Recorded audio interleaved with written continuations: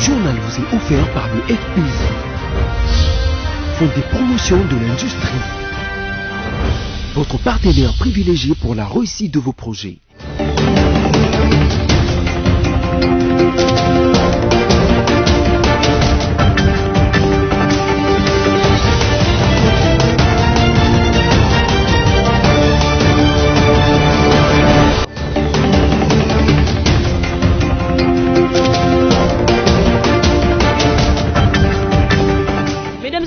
Bienvenue à cette session rétrospective sur BSC Télévision dont voici le sommaire. Le Premier ministre Sylvestre Ilunga Ilunkamba a procédé ce lundi 18 mai 2020 à la remise officielle d'un lot important de kits de dépistage de Covid-19 à l'Institut national de recherche biomédicale. Et puis une troisième demande de prorogation de l'état d'urgence a été examinée ce vendredi à l'Assemblée nationale pour permettre au gouvernement de faire face à la pandémie du coronavirus. Enfin, la Fondation Laurent-Désiré Kabila, qui chapeaute l'honorable Jeannette Kabila, en partenariat avec l'ASBEL, Initiative Plus Olive Lembe Kabila, ont mené une action commune en faveur des femmes de militaires dans le cadre de la Journée nationale de la Révolution.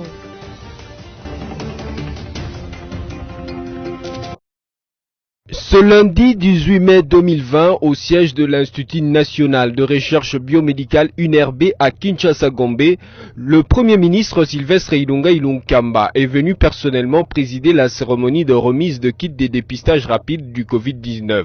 Accueilli par le ministre de la Santé Etienne Longondo, le coordonnateur du secrétariat technique de lutte contre le coronavirus Jean-Jacques Muyembe Tanfoum, Sylvestre Ilunga Ilunkamba a tout d'abord échangé avec l'équipe de riposte avant de procéder à la remise symbolique de ce kit. 50 000 cartons qui comprennent 25 pipettes chacun, soit 1 250 000 tests.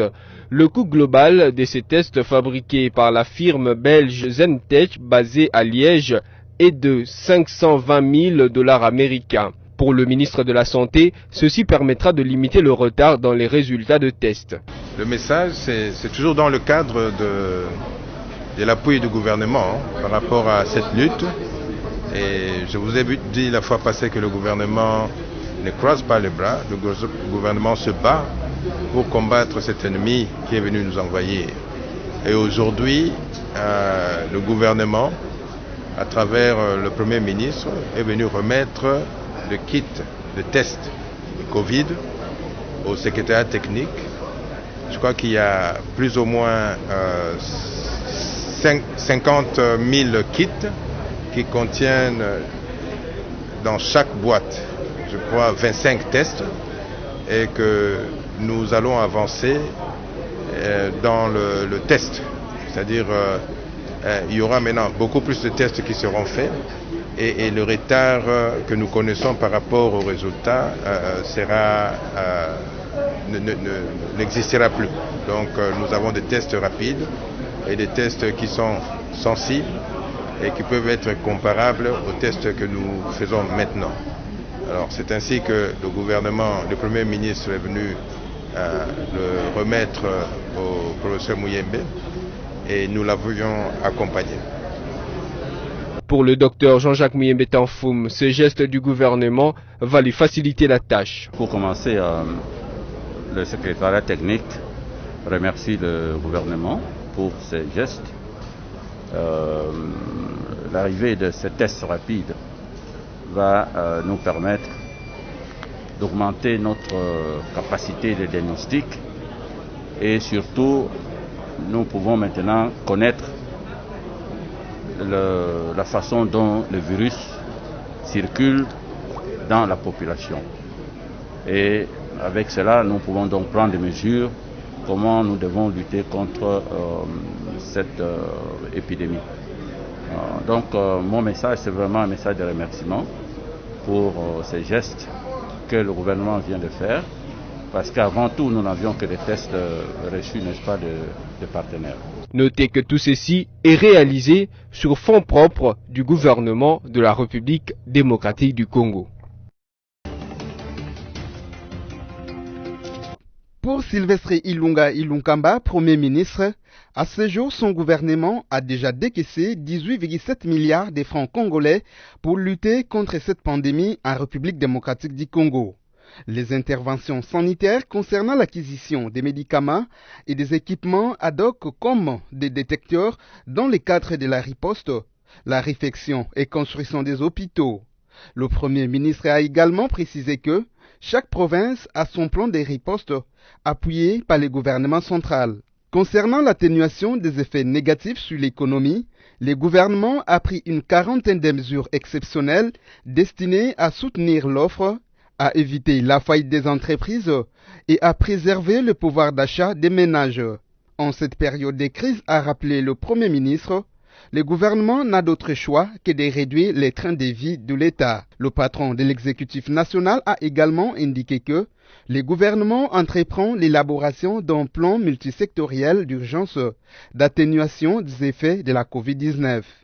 Enfin, Sylvestre Ilunga Ilunkamba a annoncé que son gouvernement envisage aussi la confection de 15 millions de masques à distribuer à la population. La Covid-19 étant une maladie qui frappe le monde, elle nécessite l'effort de tous pour son éradication.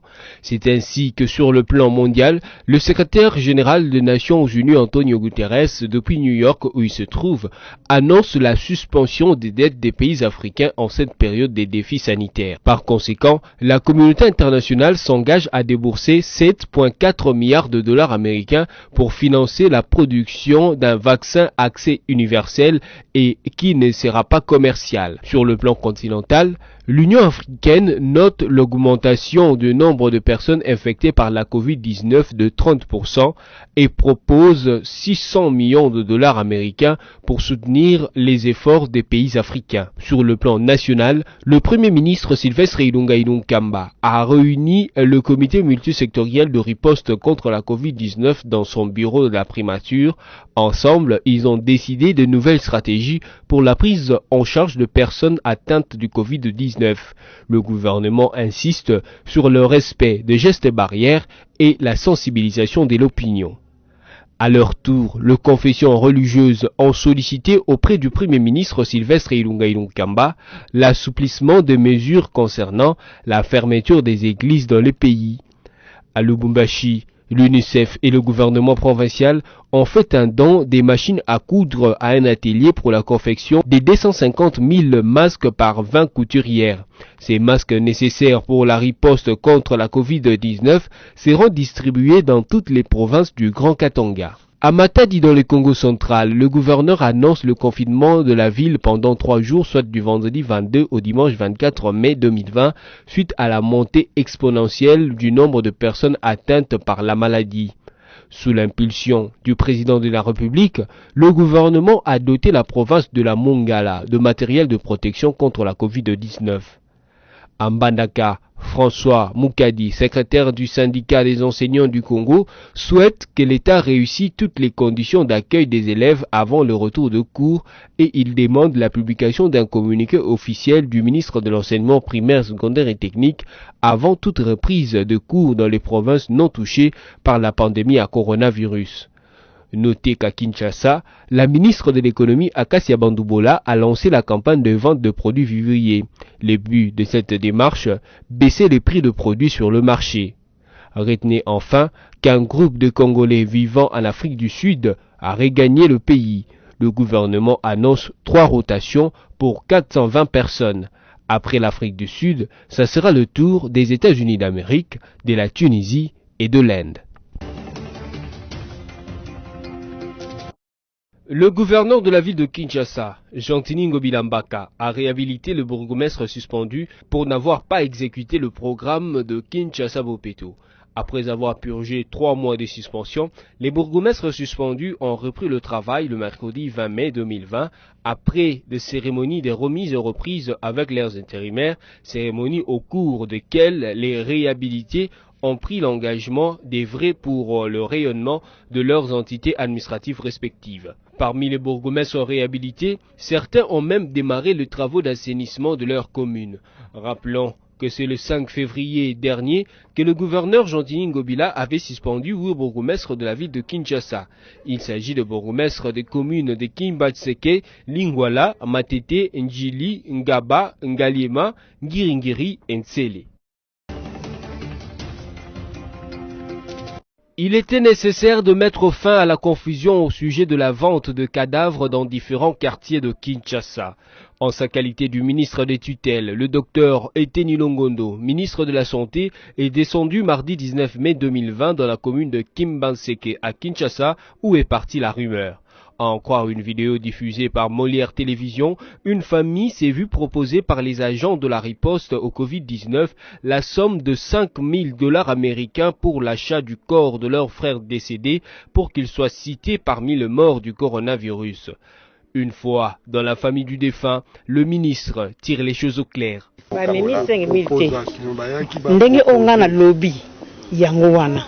Que l'État a besoin de charge. Akundebembe ko akopesa bino mbongo ndeto sabiso awa équipe mususu ezana sima ngabe do équipe namuti akopesa biso mbongo ndene ko benga napona et désinfecter ndako comme ça batu mususu bazwa susu maladie wana te. Les membres de l'équipe de riposte qui étaient victimes autrefois expliquent. Moni lokola ndeko autika kufa na corona, OK?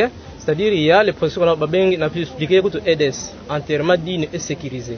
C'est-à-dire nenge beme nenge za nenge wana bino boko ya lokola azaboza membre de famille. Mais il y a une équipe et ko préparer corps, OK? Bako bongisa yango. Corps déjà est commis en danger, mutako simango les sociétés. Mais pe bo poussa na pembeni ezate. Convaincu par les explications données par le ministre de la Santé, la famille du défunt s'est réjouie et félicite les ministres pour sa sensibilité. Faisant d'une pierre deux coups, le ministre de la Santé a profité de son passage à l'hôpital kimbanguiste de Kimbanseke pour payer les frais des malades en difficulté. 17 mai 1997, 17 mai 2020, 23e année de la journée nationale de la libération du Congo par l'Alliance des forces démocratiques pour la libération du Congo avec à sa tête Laurent Désiré Kabila. Pour cette année, cette journée nationale de la Révolution a été marquée d'un cachet spécial par la Fondation Laurent Désiré Kabila qui chapeaute l'honorable députée Jeannette Kabila en partenariat avec l'ASBEL, Initiative Plus, Olive Lembe Kabila. Cette cérémonie avait comme thème renforcement du pouvoir socio-économique, amélioration des conditions sanitaires et promotion d'un environnement sain de familles des militaires et policiers. Un accent particulier est mis sur la femme qui est la pièce maîtresse de chaque foyer et chaque famille, par vertu et par nature, eu égard au rôle crucial que la femme joue dans l'épanouissement de la famille et le développement de la nation en général.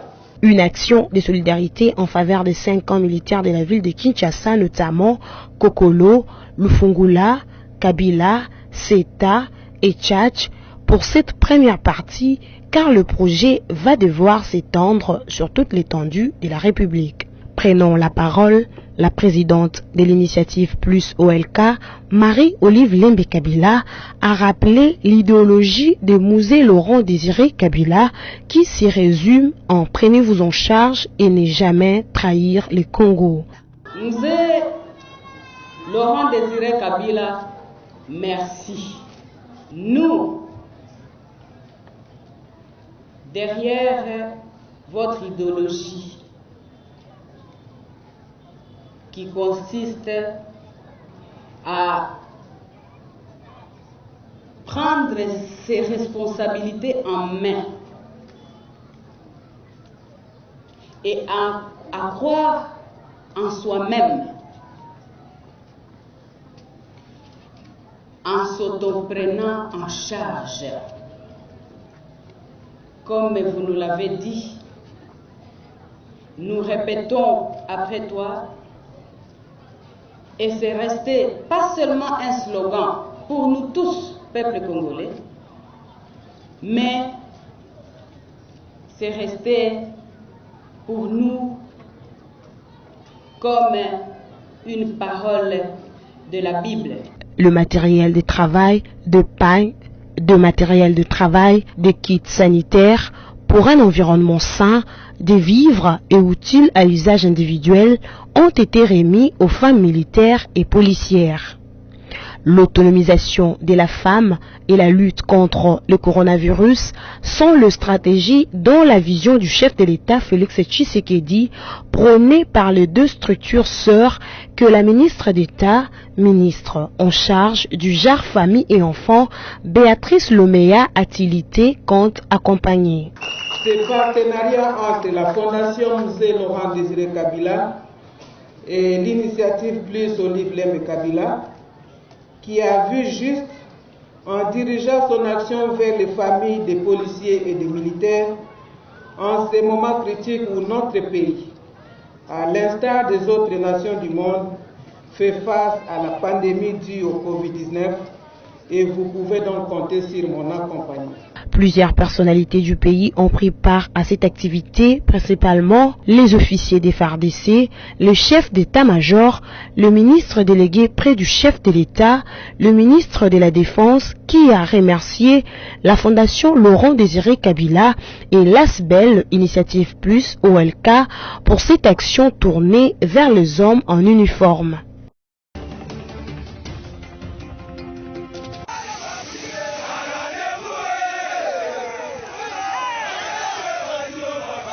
Cette route inondée, impraticable soit-elle, cela n'a pas empêché au gouverneur Zoé Kabila d'arriver à sa destination. Il a choisi ce secteur et en cette date du 17 mai pour honorer la mémoire de la lutte héroïque menée par son défunt père et troisième président de la RDC, Mzee Laurent Désiré Kabila. Zoé Kabila a préféré passer cette journée qui commémore la libération du Congo de la tyrannie absolue du président Mobutu avec ses 700 militaires du bataillon Fouma de la marine des FARDC en formation dans la vallée littorale de la Rugumba. Nous sommes à Kalemi dans la province du Tanganyika.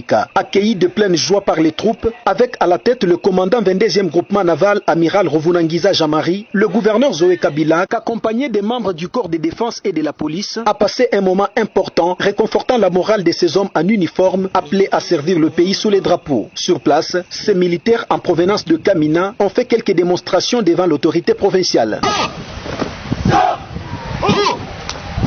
Dans sa gibecière, Zoé Kabila s'est amené au centre de formation avec un important lot de vivres et produits pharmaceutiques pour appuyer la logistique de ces hommes. Ceci a suscité un sentiment de satisfaction de la part des bénéficiaires. Nous sommes vraiment heureux d'être visités pour la première fois par un excellence gouverneur de la province. Nous, étant qu'instituteurs, on est en train de se pulmoner pour former ces gens et l'excellence a vu lui-même de ce que nous avions inculqué à eux et qu'un jour ça va leur servir davantage. Nous espérons que ça soit pas pour la dernière fois. Que ça soit continuel, vraiment c'est une bonne chose. Avant de quitter le camp, le chef de l'exécutif provincial a offert un dîner au repas copieux qu'il a partagé ensemble avec ses visités dans une ambiance conviviale.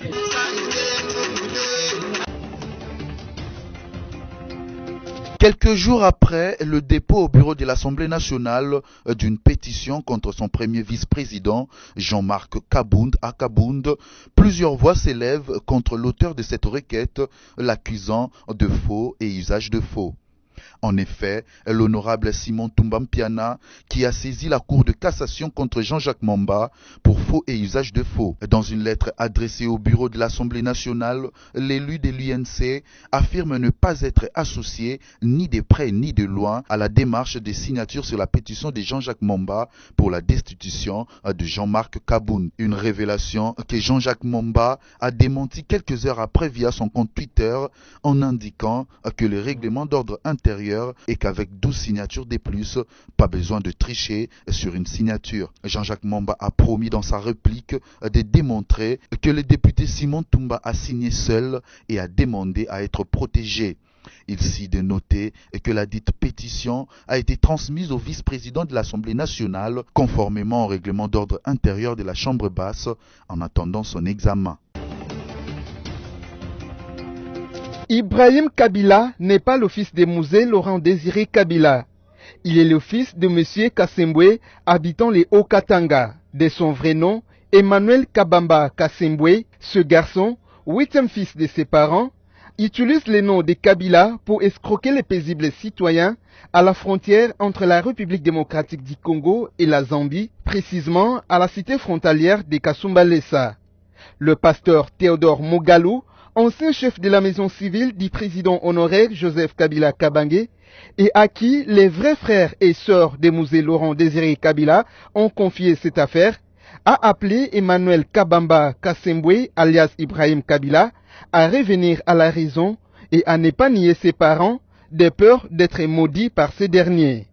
Et surtout d'avoir parlé ouvertement à votre fils. Parce que Emmanuel Kabamba, l'autre nom c'est Kassembwe, il a déshonoré ses parents. Parce que la Bible dit, maman dit qu'elle est vraiment cassée, c'est vrai. Dans Ephésiens 6, versets 1 à 3, la Bible dit « Honore ton père et ta mère, afin que tu sois heureux et que tu vives longtemps. » Alors, lui, Emmanuel Kabamba, il a déshonoré ses parents et la maman vient de lui dire, et le papa vient de parler, il doit abandonner ce qu'il est en train de faire. Sinon, il est sous la malédiction. Il ne peut pas rester sous la malédiction en déshonorant ses parents. C'est Dieu qui donne les parents. Et l'enfant doit accepter ses parents. Et ce sont des parents respectables. Son papa, c'est un haut cadre. Et comment est-ce qu'il ne peut pas accepter? Retenez que Emmanuel Kabamba Kassembwe, alias Ibrahim Kabila, a été entendu par la justice après avoir outragé le président honoraire Joseph Kabila Kabange dans une émission politique télévisée. En visite dans les installations de l'usine de captage et de traitement d'eau de Murundu dans le territoire de Kabare, l'autorité provinciale du Sud Kivu, Théo Ngwabidjekazi, a remarqué dans la zone de captage les vannes des prédétentions réhabilitées par l'ONG Mercy Corps pour réduire la charge due à la turbine très élevée causée par les eaux de pluie et les cultures de champs aux alentours de l'eau, la salle des préparations de produits chimiques pour le traitement de l'eau, la chambre de pré-décantation et le bassin des décantations. Le chef de l'exécutif provincial a constaté également que le travaux de rénovation des infrastructures de l'usine de captage et de traitement d'eau de Murundu qui dessert toute la ville de Bukavu en eau potable de la régie des eaux et indique que tous les partenaires sont concernés pour protéger cette usine et de respecter les délais prévus pour la fin de travaux afin que la population ne souffre d'aucune pénurie d'eau, surtout en cette période où le pays est frappé par la pandémie du Covid-19 et la saison sèche qui s'annonce déjà. Les actes ainsi perpétrés sur fond d'un ordre illégal portent gravement atteinte aux droits de notre camarade en tant qu'être humain et citoyen. La Ligue des jeunes du PPRD condamne avec la dernière énergie de telles pratiques répréhensibles et contraires à un état de droit. Face à pareille violation flagrante des droits et libertés et arrestations arbitraires, la Ligue des jeunes est surprise du mutisme et du silence notoire du pouvoir public et de tous ceux qui se disent défenseurs des droits humains et militants de la promotion de l'état de droit.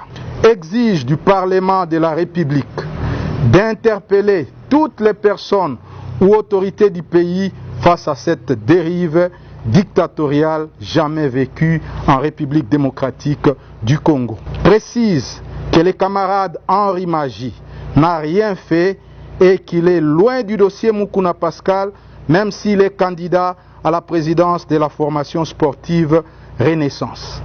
À cet effet, avant les instructions de la hiérarchie du parti, la Ligue des jeunes demande à tous les jeunes du parti, à travers les territoires nationaux, de se mobiliser comme un seul homme pour barrer la route à ceux qui violent quotidiennement et intentionnellement la Constitution et les lois du pays. La Ligue des jeunes du PPRD exige la libération immédiate et sans condition du camarade Henri Maji Walifetou. L'office de route a lancé les travaux de réhabilitation de la route nationale numéro 1 mercredi 20 mai 2020 dans la province du Kwilu en territoire de Massimanimba près du pont Lukula. Selon l'administrateur du territoire, ces travaux consistent à la restauration de la route couverte de macadam, la construction de caniveaux et le remplissage des érosions. Rappelons qu'il y a plus d'un mois que cet axe routier servant à l'évacuation de productions agricoles en provenance du Kwilu et Kwango vers Kinshasa était menacé de coupure suite à la dégradation. Ce réseau routier d'intérêt national couvre 3080 km entre Matadi, Kinshasa, Kikwit jusqu'à Chikapa au Kasaï.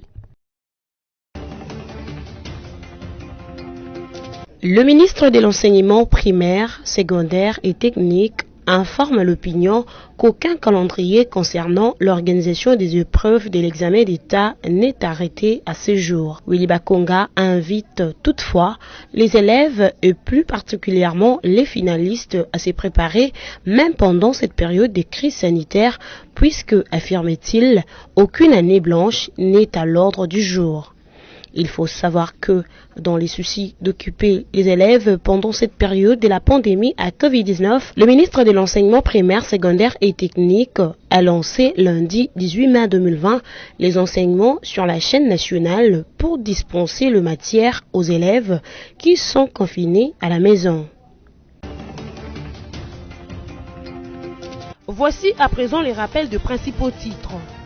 Le Premier ministre Sylvestre Ilunga Ilunkamba a procédé ce lundi 18 mai 2020 à la remise officielle d'un lot important de kits de dépistage de Covid-19 à l'Institut national de recherche biomédicale. Et puis une troisième demande de prorogation de l'état d'urgence a été examinée ce vendredi à l'Assemblée nationale pour permettre au gouvernement de faire face à la pandémie du coronavirus. Enfin, la Fondation Laurent Désiré Kabila et chapeaute l'honorable Jeannette Kabila en partenariat avec l'ASBEL, Initiative Plus Olive Lembe Kabila, ont mené une action commune en faveur de femmes de militaires dans le cadre de la Journée nationale de la Révolution. Cette session rétrospective est terminée. Merci à vous de l'avoir suivie.